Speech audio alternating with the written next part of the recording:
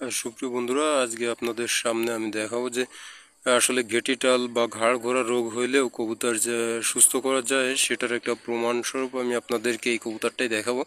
তো দেখেন, প্রথম অবস্থায় এই কবুতরটা আপনারা অনেকেই এর আগেও আমার ইউটিউব চ্যানেলে ভিডিওতে আপনারা দেখছেন যে এটা একটা সুস্থ সবল ভালো কবুতর ছিল। আমি মুন্সিগঞ্জ থেকে সৈকত ভাইয়ের কাছ থেকে নিয়েছিলাম।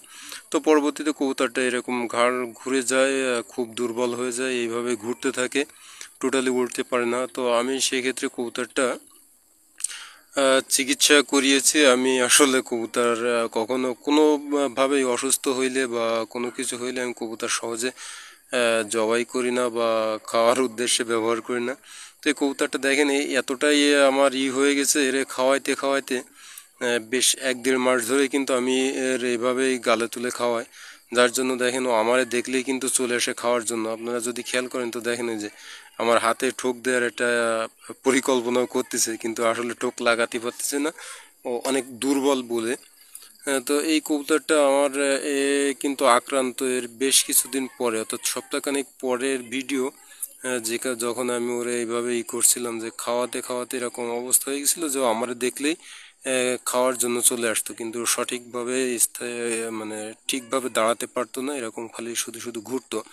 তো সেক্ষেত্রে আমি একে সুস্থ করার জন্য যে মেডিসিনটা ব্যবহার করেছি, সেটা হচ্ছে যে আপনার ওই যে ফার্মেসিতে পাবেন ভিটামিন A B1। আমি ওষুধটার নাম আবারও বলি, ভিটামিন A B1। আমি এই একটাই ওষুধ নিয়মিত একে দিয়েছি। পাশাপাশি এর খাবার হচ্ছে গালে তুলে আমি নিজে হাতে খাবার খাইয়ে দিয়েছি। তো এখন কবুতরটা কিছুটা অনেকটাই সুস্থতার দিকে, যে আপনারা দেখেন এখন বর্তমান সময়কার ভিডিও দেখেন, ওই কবুতরটাই আপনারা দেখলে অবশ্যই চিনতে পারবেন এবং বুঝতেও পারবেন। কবুতরটা এখন কিন্তু আগের মতো আর ওইভাবে সমস্যা নেই। কবুতরটা কিন্তু একা একা উড়ে বেড়ায় এবং খাবার অল্প অল্প খেতে পারে, খুব বেশি খেতে পারে না। যার জন্য খাওয়ার জন্য আবার যখন অনেক খিদে লাগে তখনও কিন্তু নেমে চলে আসে আমার কাছে খাবার খাওয়ার জন্য। কবুতরটা কিন্তু আসলে পুরোপুরি জংলি কবুতর ছিল, তারপরও কবুতরটা এখন অনেকটা সুস্থ। তো এই ভিডিওতে আপনারা দেখেন যে আগের মতো অতটা দুর্বল কিন্তু ও নেই, এখন উল্টে পারে, যথেষ্ট চালাক চতুর হয়ে গেছে, কিন্তু নিজের মতো স্বাভাবিক খাবারটাও খাইতে পারে না।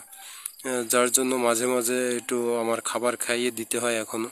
তো আমি ওকে কিন্তু শুধুমাত্র এই ভিটামিন A B1ই ব্যবহার করেছি, ওকে দিয়েছি, নিয়মিত দিতে পারিনি। যদিও তার ভিতরে আমি হয়তো 1 মাসের 20টার মতো ওষুধ আমি ওকে খাইয়েছি।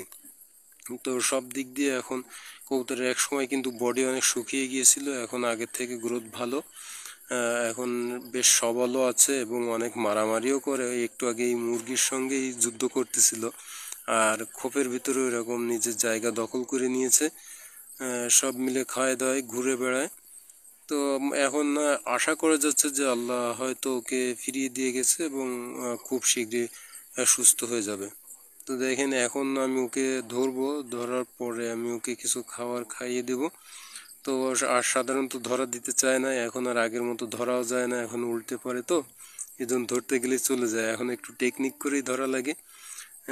তো ভিডিওটি আপনারা যারা দেখছেন, তো আপনারা এভাবে ট্রাই করতে পারেন। দেখেন, এবার আমি ওকে আস্তে আস্তে ধরে ফেলবো। যে খাবার দেখেন, প্রথমে একটা দুটা খাইতে পারতেছে, পরে আবার অনেক সময় ধরে ঘাড় নাড়ানাড়ি করে খাই ওই যাই। এইটা দেখছেন, এই হচ্ছে ওর এখনকার সমস্যা। তো আশা করছি ঠিক হয়ে যাবে। তো আপনারাও এভাবে ওষুধ দিয়ে ব্যবহার করতে পারেন।